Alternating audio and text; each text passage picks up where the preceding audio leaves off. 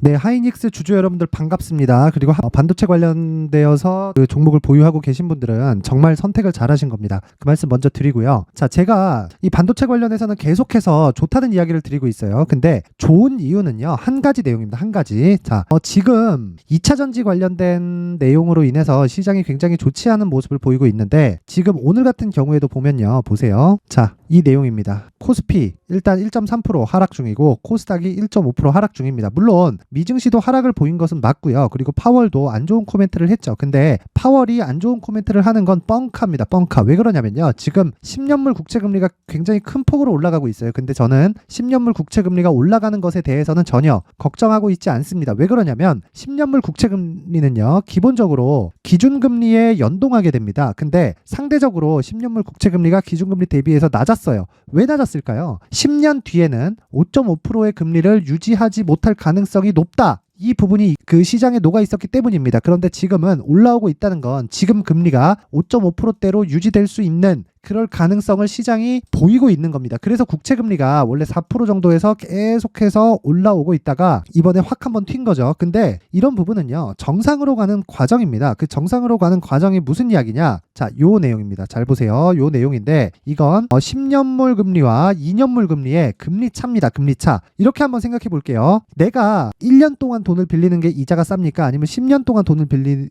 게 이자가 쌉니까? 보통 1년 동안 돈을 빌리는 게 이자가 싸죠. 그쵸? 단기로 돈을 빌리는 게 이자가 쌉니다. 근데 여기 지금 국채 금리 같은 경우에는요, 10년 동안 돈을 빌리는 게 이자가 더 싼 거예요. 왜 그럴까요? 기준금리에 연동하니까 그렇습니다. 그리고 이건 매각이 가능하죠. 왜? 보증을 미국 정부에서 해주기 때문입니다. 자, 이걸 이표채라 그러는데 이걸 어떻게 이해를 하시면 되냐면요, 채권이 딱 발행이 되면 이 들어있는 채권 표딱지에 금리가 정해져 있습니다. 그쵸? 이걸 이표채라 그래요. 이 금리에 맞춰서 돈이 지급이 됩니다. 그러면 1년 전에는 내가 2%짜리 10년물 국채 금리를 매수했고 지금은 5%짜리 10년물 국채를 매수하는 겁니다. 그러면 차이가 발생하잖아요. 어떻게 될까요? 똑같은 10년물인데 이쪽에 대한 가격이 떨어지는 거예요. 왜? 금리를 적게 주니까. 그렇죠? 그러면 여기는 손실을 볼 수밖에 없죠. 왜? 거래를 했을 때. 물론 찍혀있는 돈은 다 줍니다. 언제? 10년 뒤에. 그쵸? 금리를 6개월에 한 번씩 지급하기 때문에 보통 채권마다 좀 다른데 이 표채는 평균적으로 6개월에 한 번씩 금리를 지급을 합니다. 자, 그러면 이런 부분을 감안하면 6개월에 한 번씩 지금 발행되는 건 5%에 발행이 되고, 그리고 과거에 발행됐었던 건 2%, 3%에 발행이 되면 나는 손해잖아요. 그쵸? 그래서 이 채권을 거래를 하기 위해서는 당연히 가격을 싸게 팔아야 됩니다. 왜? 이자 플러스 원금이 그 채권에 정해져 있단 말이에요. 근데 이건 누가 보증한다? 미국 정부에서 보증한다. 뭐에서? 10년물 국채에서 또는 2년물 국채에서. 여기에 맞게 미국 정부에서 보증을 하는 겁니다. 그러면 지금 국채금리가 올라가고 있다는 건 일단 우리가 지금 시장이 빠지니까 좀 짜증난다고 보실 수도 있는데, 국채금리가 올라가잖아요. 그럼 어떤 일이 발생하냐면 연준에서 긴장을 바짝 해야 됩니다. 그런 부분을 우리가 언제 봤어요? 올해 3월 달에 봤다. 뭐에서? 실리콘밸리 은행이 망하면서 그런 상황이 나왔고, 실리콘밸리 은행이 망한 건요, 보유하고 있는 미국의 채권, 미국의 국채 때문에 국채 가격이 하락하면서 실리콘밸리 은행의 지급 여력에 문제가 생길 수 있다는 부분이 딱 발생을 했고요. 예탁 자산이 계속해서 빠져나가는 거예요. 자, 실리콘밸리 은행에서 반환했었던 예금 잔고가 계속 준 겁니다. 출금을 해가니까. 그래서 망한 거예요. 뱅크런이 왜 무서워요? 야, 쟤네 망할 수도 있대. 그러면 막 돈을 빼기 시작하잖아요. 그쵸? 그러면 평잔이 계속 낮아지고 모두 다 현금으로 가지고 있는 게 아닌데 그걸 채권에서 바꿔야 되는데 채권이 투매가 나올 수 있는 거예요. 그럼 채권이 투매가 나오면 채권 금리가 급등하죠. 그럼 어떻게 돼요? 연준에서도 조율을 해줄 수밖에 없다. 그래서 채권을 매입을 해준 겁니다. 그게 왜 그랬다? 은행을 살리기 위한 게 아니에요. 실리콘밸리 은행은 망했습니다. 망했어요. 근데 은행을 살리기 위한 게 아니라 예금자를 보호를 하기 위함입니다. 자, 최종적으로는 연준과 재무부에서 뭐라 그랬냐면 은행의 예금자 보호 액수에 관계없이 예금자들은 모두 보호해주겠다. 그런데 실리콘밸리 은행에 투자한 투자자들은 보호해줄 수가 없다. 너무 당연한 이야기잖아요. 합리적인 이야기입니다. 투자자는 실리콘밸리 은행에서 그 채권을 가지고 있으면서 당연히 안전자산이라고 생각을 하고 이렇게 금리가 오를 걸 몰랐던 거죠. 그래서 당연히 안전자산이라고 생각을 하고 해지를 안 걸어놓은 거예요. 혹시라도 금리가 이렇게 높아졌을 때 채권 가격이 떨어지면 실리콘밸리 은행이 손해를 볼 수 있을 텐데 그 손해에 대한 대비책이 아무것도 없었다. 그래서 실리콘밸리 은행은 망했습니다. 망했어요. 그리고 그게 지역은행 쪽으로 확 번질 만한 걸 연준에서 직접 나서서 막았죠. 옐런까지 나와서 다 보증을 해주겠다고 얘기를 직접 했습니다. 그만큼 지금 10년물 채권이 올라가고 있다는 건 미국 금융권에 안 좋은 영향을 줄 수 있기 때문에 우리가 긴장을 해야 될 게 아니라 미국 정부에서 또는 파월이 긴장을 해야 됩니다. 그러면 오늘 미증시가 하락한 이유는 뭐죠? 한 가지 내용이죠. 파월이 두 가지 내용입니다. 첫 번째, 파월이 지금 뭐 금리 뭐 별로 높다고 생각하지 않아. 뭐 그런 얘기를 합니다. 이게 뻥카라는 거예요. 뻥카. 안 그랬으면 금리가 오를 리가 없지. 그렇죠? 지금 금리가 오른다는 건 당연히 지금의 상황을 반영해서 오르는 겁니다. 그런데 파월이 이런 부분을 놓칠 리 없다. 뻥카를 날리고 있는 거다. 왜 뻥카를 날릴까요? 물가를 눌러놔야 되기 때문에. 금리를 더 올리기에는 부담스럽고 물가는 눌러놔야 되니까 계속해서 나와서 뻥카를 치고 있는 겁니다. 이렇게 한 번 실수를 하면 계속해서 액션을 취할 수밖에 없어요. 그쵸? 이걸 우리를 전문용어로 구라라 그러죠.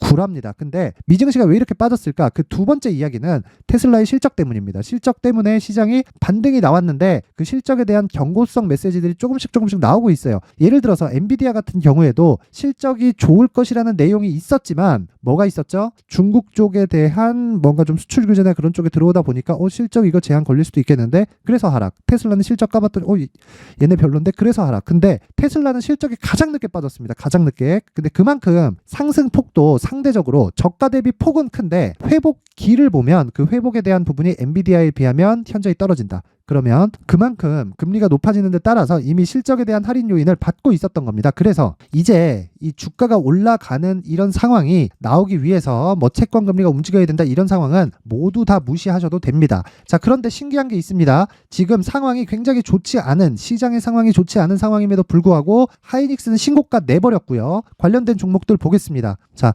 한미 반도체 보세요. 안 빠집니다. 안 빠져요. 왜 안 빠질까요? 자, 이걸 보고 나서 이 배터리 아저씨가 이야기를 해요. 뭐라 그럽니까? 뭐라 그래요? 아니 얘네 실적도 안 좋은데 막 주가 막 올라가면서 막 뭐 연초 대비해서 막 이런다 이러고 있어요. 이건 되게 잘못 보고 있는 겁니다. 자, 생각해 보세요. 이 전기차 시대가 오면 올수록 뭐가 생기죠? 전장 쪽에 대한 확대가 일어납니다. 이걸 대비해서 삼성이 하만을 인수를 한 거예요. 얼마에? 9조에.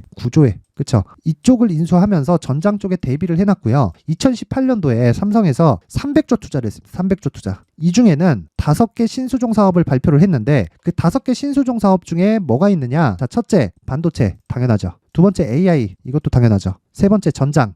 이거는 하만을 인수를 했으니까 이쪽으로 가겠다는 건 이해할 수 있죠. 그리고 여기 디스플레이. 그쵸? 그리고 마지막 뭐겠습니까? 바이오. 그쵸? 이게 삼성에서 직접 발표한 5대 신수종 사업입니다. 5대 먹거리, 미래 성장 먹거리입니다. 자, 근데 바이오를 제외하고는요, 신기하게 다 연결되지 않습니까? 뭘로? 자율주행으로. 그쵸? 자, 그러면 지금 삼성에서 진행을 하고 있는 내용은 전장 쪽을 활용한 자율주행. 그쵸? 전장과 AI를 활용한 자율주행 쪽으로 방향을 이미 잡고 있다. 근데 이렇게 됐을 때는 메모리가 훨씬 더 많이 필요합니다. 근데 지금은요, 왜 하이닉스가 강세를 보일까요? 아니면 주가가 왜 이런 구간에서 실적이 계속해서 적자를 보이는데 이렇게 안 빠지고 추가적으로 상승세를 보일 수 있을까요? 이건 앞에 좋을 내용을 미리 반영하는 겁니다. 근데 그 앞에 좋을 내용은 뭐예요? 반도체 회복이다. 근데 이 반도체 회복기에 들어서기도 전에 신규 수요가 생겨버렸어요. 그게 뭐예요? AI 반도체예요. AI 반도체. 그렇지 않았으면 막대한 자금이 들어와서 한미 반도체, ISC 이런 종목들이 이렇게 추가적으로 상승세를 못 만듭니다. 그런데 이것만 그러냐? 하이닉스를 신고가를 만들기 위한 자금이 어느 정도 들어갔을 것 같아요? 자, 첫 번째 7월 달에 1조 하루 거래입니다. 그 다음날 1조 1000억. 자, 여기 8200억. 여기 6000억. 그쵸? 지금 어떤 상황이에요? 반도체 쪽으로 자금이 쓸어 담을 정도로 많이 몰리고 있다. 근데 에코프로 어때요 지금?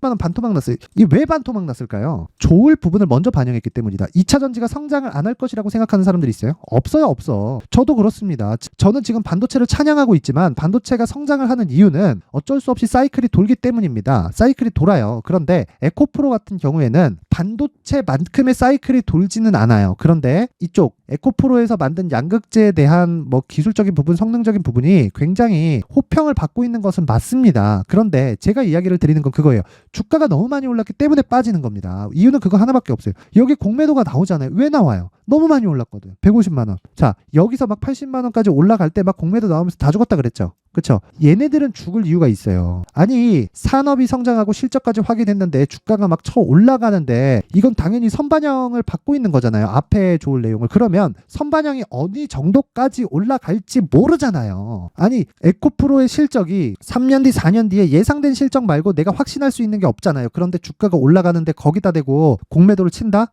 이게 무슨 얘기냐면 주가가 막 신저가를 갱신하는데 거기서 물 탄다고 하는 건 똑같은 거잖아요. 그러니까 당연히 80만 원 죽어야지. 공매도는 어디서 친다? 여기서 쳐야 된다. 왜? 확인을 했잖아요. 확인을. 그쵸? 자, 반대로 봅시다. 여기서 쳤다.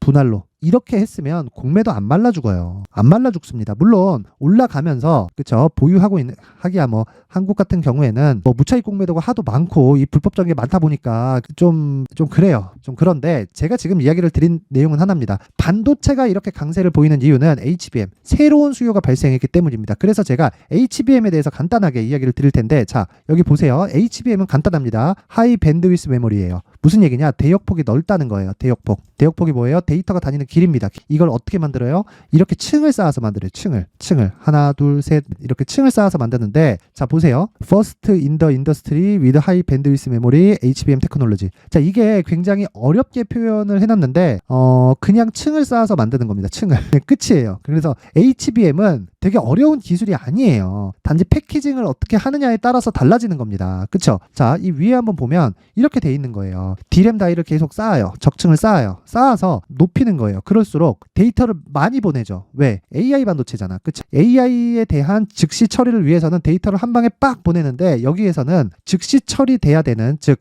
휘발성 자료를 계속해서 보내야 되는 거예요. 계속 보내는데 그게 대역폭이 낮아요. 즉 차선이 3차선에서는 밀려. 근데 6차선에서는 안 밀릴 수 있죠. 6차선에서는 밀려. 근데 12차선에서는 안 밀릴 수 있죠. 이거랑 같은 이치예요. 근데 그 차선을 늘리는 작업을 하는 거다. 근데 이게 새로운 기술이 아니라 적층을 쌓아서 만드는 거예요. 그래서 되게 어려운 기술은 아니지만 D램은 삼성전자와 하이닉스가 섞어냈기 때문에 뺏길 일은 없다. 그렇죠? 근데 이런 부분을 하이닉스에서 먼저 했고요. 그리고 이걸 엔비디아 쪽에서 뭘 했다? 먼저 하이닉스를 픽하면서 이쪽이 계속 각광을 받고 있는 거다. 이 결과적으로는요. 자 보세요. 신규 HBM3 뭐가 보입니까? 그냥 늘어나잖아요. 층이. 그쵸? 그럼 늘어날수록 어떤 문제가 생기죠? 패키징의 문제가 생긴다. 그래서 패키징 기술이 가장 중요합니다. 패키징 기술이 지금으로서 중요한 건 HBM에서 중요한 건 패키징 기술입니다. 그러면 패키징 장비 업체를 공략하는 게 맞죠? 그게 뭐예요? 한미 반도체예요. 한미 반도체. 그게 그래서 이렇게 많이 올라간 거예요. 괜히 올라간 게 아니라 괜히 버블이고 이쪽에 그게 아니라는 겁니다. 아니라는 게. 그리고 주가가 올라가는데 실적이 좋은 종목은 없습니다. 없어요. 주가는 앞에 좋을 부분을 먼저 반영하면서 올라가는 것이기 때문에 주가가 올라가는데 실적이 좋은 경우는 그냥 없다고 생각하시면 되고요. 무엇보다 우리가 지금 봐야 되는 건 하이닉스를 토대로 한미반도체, ISC 그리고 하나마이크론 이쪽은 삼성향이죠. 이쪽으로 포트폴리오를 다변화시켜야 되지만 하나로 집중을 하는 게 중요해요. 그게 뭐다? HBM 관련된 반도체 쪽. 그렇죠? 여기서 제가 다변화시켜야 된다는 건 뭐예요? 무슨 얘기예요? 그게 종목을 나누자는 거예요. 종목을. 근데 HBM으로 인해서 하이닉스 쪽으로 또는 삼성전자 쪽으로 엔비디아가 보세요. 하이닉스 몰빵하는 게 좋겠어요? 하이닉스에서도 받고 삼성전자에서도 받는 게 좋겠어요. 양쪽 받는 게 당연히 좋잖아요. 그럼 지금 어떻게 해야 돼요? 삼성에서도 계속해서 들어오고 있는 거다. 근데 하이닉스에서 할 수 있는 건 삼성전자에서도 못해서 안 하는 게 아니다. 그렇죠? 이쪽에서 먼저 선점을 했기 때문에 먼저 치고 가는 거고요. 삼성에서 따라잡을 겁니다. 그러면 일단 지금 상대적으로 하이닉스 향 쪽이 비싸잖아요. 그렇죠? 하이닉스 향 쪽에 한미반도체 이런 쪽이 비싸단 말이에요. 그러면 이런 종목들을 베이스로 자 보세요. 지금 오늘도 시장이 급락하고 있는 왜 안 빠져요? 모멘텀이 있기 때문에 안 빠지는 거라고요. 그래서 이런 내용을 토대로 가격적인 부분에 집중을 했을 때 성공 투자를 할 수 있다. 그래서 제가 SK 하이닉스를 토대로요. 신고가와 중급 종목들 한미반도체와 ISC 관련된 이 매매 전략을 준비를 해왔는데 여기는 뭐다? 신고가라고 제가 명확히 이야기를 드렸죠. 가격 전략이 중요하다. 그렇죠? 가격 전략을 만들어 놓지 않으면 철저하게 장기적인 성장 모델을 내가 만들어 갈 수가 없어요. 장기적인 수익 모델이 주식시장에 있어야 돼요. 그러니까 장기 투자하라는 게 아니라 장기적으로 내가 이렇게 했을 때 계속한 이 수익이 나오더라 이런 내용이 있어야 돼요. 그쵸? 자 그래서 이 내용을요 최근에 시장도 좋지 않고 반도체를 제가 계속 좋다 그랬는데 너무 기분이 좋아요. 자 그래서 제가 모든 분들에게 무료로 그래도 최소한의 성의를 보여주시는 분들에 한해서 제가 SK 하이닉스를 토대로 신고가 중급의 전략을 공개를 하도록 하겠습니다. 최소한의 성인은 영상 상단의 전화번호로 숫자 3이라고 문자를 보내주시는 분들에 한해서만 SK 하이닉스를 토대로 한 신고가 종목 중에서 중급 매매 전략을 공개를 하도록 하겠습니다. 제가 반도체 관련돼서는 계속해서 좋다고 이야기를 드리고 있고요. 실제 시장이 급락이 나오고 있는데도 불구하고 어떻게 된다? 계속해서 하이닉스를 포함해서 막 신고가 나오고 한미 반도체 안 빠지고 이러고 있다. 그거는 이유가 있다. 그쵸? 이런 부분을 반드시 기억하시고 영상 상단의 전화번호 확인해서 숫자 3이라고 문자 보내면 제가 하이닉스를 토대로 한 신고가 중급 매매 전략을 공개하도록 하겠습니다. 모든 분들한테 공유를 해드릴 테니까 상단의 전화번호 확인해서 숫자 3이라고 문자 보내세요. 자, 그리고 이쪽은 계속해서 추적을 해야 되고요. 그리고 시간이 좀 걸립니다. 그래도 제가 이야기하는 장기 투자는 3개월이에요. 저는 어떤 종목이든 3개월 이상의 시세가 유지되지 않습니다. 왜 그러냐면 에코프로 같은 경우에도 2달 반 3개월 오르고 한 2달 3달 쉬고 추가적으로 올라면 그때 더 가는 거지 다이렉트로 6개월 7개월 8개월씩 올라가는 경우는 없어요. 만약에 그렇게 올라간다 그러면 임창정 꼴 나는 겁니다. 그런 거 하시면 안 돼요. 자, 그래서 내가 이런 쪽을 추적 관찰할 때 내가 계좌의 효율을 높이고 싶다. 그리고 시장이 안 좋을 때 공부를 해야 됩니다. 공부를 할 수 있는 강프로의 무료 소통방 에 대해서 이야기를 드리면 자 여기서는 자 이렇게 뭐 시장 관련된 내용과 그리고 종목 관련된 내용을 이야기를 드리고 실제 장 시작 전에 제가 계속해서 종목을 언급을 하고 있습니다. 자 보면 오늘이에요. 오늘 자 한국석유, 엘컴텍, S&T에너지 자 S&T에너지는 오늘 상한가로 마감된 건 아니고요. 장중 상한가가 일단 갔습니다. 근데 항상 제가 강조드리지만 자 보세요. 27% 언제 나간다? 장 시작 전에 그래야 내가 매매할 수 있는 여유가 생긴다. 장중에 막 등락하고 막 그러면 매매하기 어려워요. 어렵기 때문에 장 시작 전에 내가 어떤 종목을 매매할지 이해를 하고 있을 때 내가 준비를 해놓을 수 있잖아요. 그쵸? 잠깐이지만 그래서 그런 부분을 계속해서 다뤄주고 있고 강프로의 무료 소통방에서 지금 어떻게 하고 있다? 3일 연속으로 상한가 종목을 잡고 있다. 엘컴텍 같은 경우에도 오늘 강세, 한국석유 당연히 강세겠죠. 그쵸? 이 내용 보면 자 이 내용입니다. 또 어저께 같은 경우에 JCN 시스템 언제 9시 4분 장 시작하자마자 공개가 됐는데 JCN 시스템 상한가 마감 대성산업 어때요? 8시 54분 장 시작 전에 나갔죠? 어저께 25%인가 6% 마감이 됐어요. 그렇죠. 원익 P&E도 어저께 장중에 단타 충분히 나올 수 있는 내용이었고 자 하루에 20% 가까운 수익을 장 전에 알려줍니다. 이걸 어떻게 할 수 있냐? 신고가와 그리고 선반영 구조를 이해했기 때문입니다. 내용 계속 확인합니다. 피델릭스, 그쵸? 수요일날 상한가, 미래산업 급등 쭉 올려보면 계속 나와요. 극동주와 전쟁 났죠? 이쪽에 강세 보일 수밖에 없죠? 그쵸? SY. 자, 지금 뭐 대통령이 뭐 이 중동 쪽에 다니느라고 정신이 없습니다. 이런 내용들 쭉 올려보면 자, 일진전기는 봐야 됩니다. 일진전기는 제가 체크를 한번 해드려야 돼요. 왜 그러냐면 자, 가장 안 갔거든. 자, 보세요. 일진전기가 어저께 여기 7% 빠졌습니다. 근데 10월 12일이에요. 언제? 장시작 전에. 그쵸? 13,610원. 어제 7% 빠진 가격이 얼마예요? 14,300원. 수익이죠. 자, 보세요. 이게 어떻게 되냐면 제가 항상 신고가를 강조드리죠. 신고가, 매물소화, 신고가, 매물소화. 그쵸? 그럼 신고가, 매물소화 과정 돌파 확인하고 매수하는 거 기본이죠. 기본. 그쵸? 정확히 그 구간에 매수를 한 겁니다. 언제? 신고가에. 자, 신고가를 만들면 매물 소화 과정이 있고요. 최소한의 실적 확인 과정 거쳐야 됩니다. 이런 구간 거치지 않으면 장기적인 수익 모델 못 만들어요. 기본적으로 신고가에 대한 이해 반드시 필요하고요. 이런 부분을 이해했을 때 내가 스스로 수익을 낼 수 있는 거라고 보시면 됩니다. 자, 그러면 답 나왔죠? 신고가를 이해했을 때 장중 상한가를 잡을 수 있다. 내용 계속 확인하겠습니다. 자, 보세요. 쭉 올려보면 DIT. 자, 이거 뭐예요? 반도체죠. 그쵸? 숨겨진 HBM 관련주입니다. 자, DIT. 언제 나갔습니까? DIT 10월 10일 8시 54분 장시작 전 DIT. 그쵸? 10월 10일. 이날이에요. 보세요. 시가 1.8%, 장중 24%. 그런다 계속 올라. 일주일 내내 올라요. 어떻게 이런 걸 할 수 있다? 보세요. 똑같잖아요. 신고가 매물소화, 신고가 매물소화, 돌파 매수. 끝. 이 구조를 이해를 해야 된다. 자, 그래서 내가 이 하이닉스를 토대로 한 중급 종목들 있죠. 한미반도체와 같은 이런 종목들에 대해서 내가 먼저 내용을 파악하고 그리고 단기 보유 전략을 만들어 가고 싶다 하시는 분들은 영상 상단에 있는 전화번호로 숫자 3이라고 문자 보내시고 그리고 내가 실시간으로 내용을 한번 체크받고 싶다. 그렇죠. 그리고 장중에 단타를 한번 해보고 싶다. 이 방에는 종목이 나가기 때문에 제가 1000명 한도로 받도록 할 텐데 이 내용을요. 상단의 전화번호로 참여라고 문자를 보내주시는 분들에 한해서만 제가 강프로의 무료 소통방 입장 링크를 공유해 드리도록 하겠습니다. 자, 반드시 기억하세요. 신고가와 선반영 이 두 가지가 있어야 됩니다. 알고 있어야 돼요. 자, 한미반도체 같은 대시세 종목을 내가 잡기 위해서는요. 어떻게 해야 된다? 보세요. 신고가 매물소화, 신고가 매물소화, 신고가 매물소화, 신고가 매물소화. 베이스 뭐가 된다? 하이닉스, 삼성전자. 그쵸? 자, 이렇게 신고가와 선반영 구조를 이해했을 때 앞으로 발생할 수 있는 대시세 종목을 어떻게 잡을 수 있는지, 그리고 그 첫 번째 단계인 신고가 구간에서 활용할 수 있는 검색기와 기법까지 모두 무료로 받아갈 수 있게 준비를 해놨으니까 영상 끝까지 시청하셔서 구독과 좋아요 부탁드리고 댓글도 하나씩 달아주세요. 그리고 무엇보다 중요한 건 신고가와 선반영 구조에 대해서 반드시 이해를 하고 가시고요. 모두 성공 투자하셨으면 좋겠습니다. 자, 이제 23년도 다 끝나가지만 매매를 하시면서 스트레스를 받으시는 분들이 있을 수 있습니다. 시장이 항상 그렇긴 하지만 그래도 제 구독자분들과 시청해주시는 분들을 위해서 앞으로 차기 주도주가 될 수 있는 대시세 종목을 준비를 해왔습니다. 물론 단타에 목말라 하시는 분들이 있을 수 있습니다. 자, 그런데 단타의 문제는요, 위험관리입니다. 단타에서의 위험관리는 손절 말고는 없기 때문입니다. 자, 그래서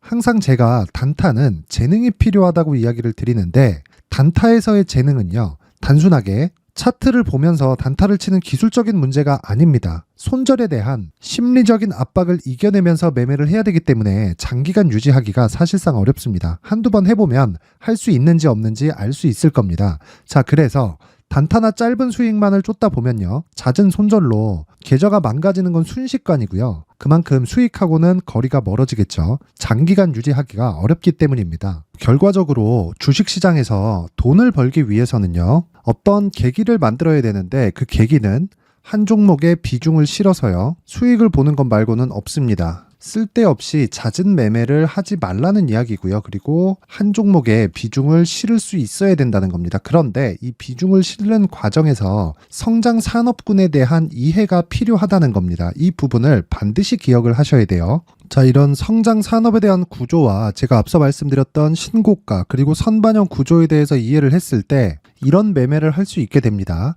2월 7일 강프로의 대시세 종목으로 에코프로 매수가는 17만원 이에서 진행이 됐고요. 그리고 목표가는 50만원부터 자율 매도 구간으로 잡았죠. 예상 수익 범위가 200% 이상으로 되어 있는데 신고가 이후에 선반영 평균치가 200% 이상이기 때문에 그렇습니다. 자, 그런데 에코프로가 2차전지 양극재 기업이죠. 자, 근데 2차전지 양극재는 친환경이라는 범주 안에 속해 있다고 보시면 됩니다. 근데 제가 항상 이야기를 드리죠. 시세는 항상 연결된다고요. 앞으로 나올 대시세 종목도 이런 친환경이라는 성장 산업군에 포함되어 있어야 됩니다. 자, 이런 성장 산업군에 포함되어 있는 걸 확인한다면 이 내용처럼 세 가지의 공통점을 가지고 있습니다. 1년에 많은 종목이 발생하지 않고요. 그리고 세력들의 장기간 매집 구간이 확인돼야 되고, 그리고 상승하기 시작하면 평균적으로 3개월 정도의 상승 구간을 보이기는 하지만 제가 2개월이라고 작성을 해온 건 한 가지 내용 때문입니다. 한 달은 확인하는 과정이 필요하기 때문입니다. 이게 무슨 얘기냐면 성장 산업에 대한 부분, 그리고 이런 공통점, 여기다가 기술적인 내용을 다 포함을 시키더라도 절대적으로 가격이 우선적으로 반영이 되는 것이기 때문입니다. 에코프로도 마찬가지예요. 이런 내용을 토대로 제가 4분기 대시세 종목을 준비를 해왔습니다. 자, 장기간 하락하면서 최악의 국면을 거쳐왔고요. 이 구간에서 먼저 하락을 했다는 건 앞서 말씀드렸던 내용처럼 고가에 대한 부분이 아니라 저가, 즉 나쁜 부분을 반영한 이후에 신고가를 발생을 시켰다는 건 앞으로 좋을 부분을 반영이 되고 있다는 거죠. 그런데 본격적인 시세는 신고가 이후라고 말씀을 드렸고 지금은 매물 소화 과정을 보내고 있습니다. 앞서 말씀드린 대로 가격 먼저 분석을 끝냈죠. 그리고 나서는 정부 정책의 방향과 맞는지를 체크를 해야 되는 겁니다. 2023년 대시세 종목인 에코프로도요, 정부 정책의 방향에 맞는 종목이라고 볼 수 있겠죠. 물론 이런 종목들도요, 신고가 이후에 시세를 낸다는 건 반드시 기억하고 있어야 됩니다. 자, 이런 내용을 토대로 23년 상반기 에코프로와 같은 대시세 종목을 준비를 해왔습니다. 자, 하반기 대시세 종목은 영상 상단의 전화번호로 대시세라고 문자를 보내주시는 분들에 한해서만 공유해 드리도록 할 테니까 영상 상단의 전화번호 확인해서 하반기 대시세 종목으로 큰 수익 내셨으면 좋겠습니다. 자, 그런데요, 나는 주식을 배우고 싶다, 이런 대시세 종목을 직접 찾고 싶다 하시는 분들이 있을 수 있습니다. 결과적으로 신고가 종목을 찾고 추적할 수 있어야 된다는 거죠. 그럼 이 추적을 어떤 종목을 위주로 해야 되냐, 어떤 신고가를 찾아야 되냐 궁금하실 수 있는데 제가 신고가 종목만 검색해서 추적할 수 있게 검색기를 만들어 놨습니다. 자, 시장이 4월부터 꺾였기 때문에 5월 달에 어떤 종목이 나왔는지를 실제 검색을 해보겠습니다. 자, 여기 5월 1일 검색한 결과고 보유기간은 2주, 그리고 상승 종목 비율은 100%, 시장 대비 수익률은 코스피 14%, 코스닥 16.87%가 나왔습니다. 검색기에 포착돼서 추적해야 되는 종목은 유니온 머터리얼이고 기간 내 최고 수익률은 57%가 나왔습니다. 그리고 보유기간으로 잡았었던 2주 동안의 수익률은 13%가 나왔습니다. 상세한 내용이 나오죠. 여기서 중요하게 보셔야 될 건 상승 종목 비율도 아니고 몇 종목이 나왔는지도 아닙니다. 우리는 신고가 종목을 매매를 해야 된다는 것이고요. 그리고 신고가 이후에 발생하는 시세 이파를 반드시 공략을 해야 된다는 겁니다. 그리고 무엇보다 중요한 건 시장 대비 수익률이 더 높아야 된다는 거죠. 자, 시장 대비 수익률이 만약에 떨어진다면 또는 시장 대비 수익률만큼만 강세를 보인다면 무슨 일이 발생하느냐? 시장이 하락할 때는요, 상승 종목을 찾지 못하는 겁니다. 그래서 신고가 종목을 매매를 해야 된다는 거고, 그 결과로 5월 1일 날 수익이 유니온 머터리얼 기간 내 최고 수익률이 57%가 나온 거죠. 그 다음 5월 8일 날입니다. 5월 8일 보이시죠? 보유기간 2주 찍혀 있고 상승 종목 비율은 71%인데 이건 그렇게 중요한 게 아닙니다. 더 중요한 건 코스피 대비해서 9%, 그리고 코스닥 대비해서는 10%입니다. 이렇게 높게 잡힌 건요, 코스닥이 하락했다는 거고, 코스닥이 하락했을 때는 에코프로가 포함되어 있기 때문입니다. 그리고 강세를 보인 종목들을 보면요, 아진산업 시세 1파를 형성한 이후에 2파 시세가 크게 발생을 했고요. 그 다음 루닛은 시세 1파를 형성한 이후에 2파 시세가 크게 발생했고 강세를 보이는 종목입니다. 그리고 뭐 대원강업도 당연히 보이시죠? 여기 시세 1파 형성하고 2파 시세가 그대로 나옵니다. 의미하는 바는 단 하나입니다. 신고가를 만들어내는 건 돈이기 때문이에요. 우리가 주식 투자를 하면서 믿어야 될 건 돈 말고는 없습니다. 반드시 기억하셔야 돼요. 그리고 5월 15일 날에는 시장 대비 수익률과 거의 비슷합니다. 무슨 일이 벌어졌을까요? 에코프로가 반등이 나온 겁니다. 근데 에코프로 같은 경우엔 신고가 종목이긴 하지만 너무 크게 올랐죠. 너무 많이 오른 종목이 지속적으로 포착이 된다면 헷갈릴 수밖에 없어요. 그런 부분을 다 제외했다고 보시면 되고요. 그럼에도 제너셈, JVM, 한국조선해양, 그리고 휴메딕스, 최근에 바이오나 미용 의료기기 쪽이 굉장히 강세를 보이고 있습니다. 클래시스도 보이는데 클래시스도 지금까지도 강세를 보이는 종목이고 인성정보는 최근에 초강세를 보이고 있죠. 그 다음은 5월 22일입니다. 자, 여기도 마찬가지입니다. 시장 대비 수익률이 3%대로 높아요. 그리고 실리콘2 화장품이죠. 한국전자금융은 제가 이번 주에 매수한 종목입니다. 그리고 두올도 강세를 보였죠. 23%. 그리고 인성정보 전주에 포착이 돼서 지속적으로 추적했다면 인성정보를 매수를 해야겠죠. 당연히. 그리고 에코바이오 17%. 그리고 잉글우드랩 이 부분은 제가 다른 영상에서 지속적으로 강조를 한 종목입니다. 여기서는 모멘텀에 대한 이야기가 나오는데 최근에 강세를 보이는 화장품 종목은 조건이 단 하나입니다. 미국향 매출이 발생하는지에 대한 여부예요. 잉글우드랩과 코스메카 코리아 같은 종목이죠. 잉글우드랩은 코스메카 코리아의 자회사입니다. 이런 부분이 파악이 되어 있어야 시장에서 고가에 물릴 일이 없는 겁니다. 자, 그리고 다음 29일 상승 종목 비율이 88%인데 기간이 아직 안 돼서 기간 초과가 떴습니다. 하지만 기간이 되지 않았는데도 불구하고 하나 마이크론 보이죠. 방금 전에 말씀드렸던 코스메카 코리아 여기 보이죠. 벤티움 치과 쪽 최근에 강세를 보이고 있죠. 조선주 방금 전에 말씀드렸다시피 당연히 강세를 보이고 있고 그 밑에 삼성중공업이 보이고 선진 뷰티 사이언스 의료기기 미용 쪽이죠. 이런 부분을 모두 다 검색을 할 수 있는 겁니다. 자, 여기서 검색기 이외에 어떤 식으로 장중에 활용해야 되는지는 제가 6강에 걸친 강의 영상을 만들어 놨고요. 자, 지금은 비공개 처리를 해놨지만 구독자 인증만으로 영상을 확인할 수 있게 링크를 보내드립니다. 구독자 인증은 당연히 무료고요. 구독자 인증 방법은 영상 상단에 전화번호로 문자 3이라고만 보내면 제가 구독자 인증을 해드리고요. 구독자 인증이 되면 말씀드렸던 영상을 볼 수 있는 링크와 검색기에 대한 로직을 함께 보내드립니다. 자, 그런데 정말 중요한 건 시장에서 강세를 보일 수 있는 종목 모두는요, 신고가 달성 이후라는 겁니다. 신고가에 대한 이해가 없다면 단타나 장타 모두 쓸데없이 보유기간을 보낼 수밖에 없습니다. 제가 무료 배포할 때 모두 받아가셔서 큰 수익을 내셨으면 좋겠습니다. 꼭 기억하세요. 신고가 말고는 주식 투자에서 빠르고 안전하게 수익을 낼 수 있는 방법은 절대 없고요. 신고가가 강하다고만 알고 있다고 해서 수익이 절대 나지 않습니다. 활용할 수 있는 방법을 알아야 시장에서 수익을 볼 수 있고 레인보우 로보틱스 같은 종목을 받아볼 수 있다. 구독자 여러분들이 모두 구독자 인증을 받으셔서 모든 분들이 검색기에 대한 로직과 강의 영상을 보고 수익 나는 매매를 하셨으면 참 좋겠습니다.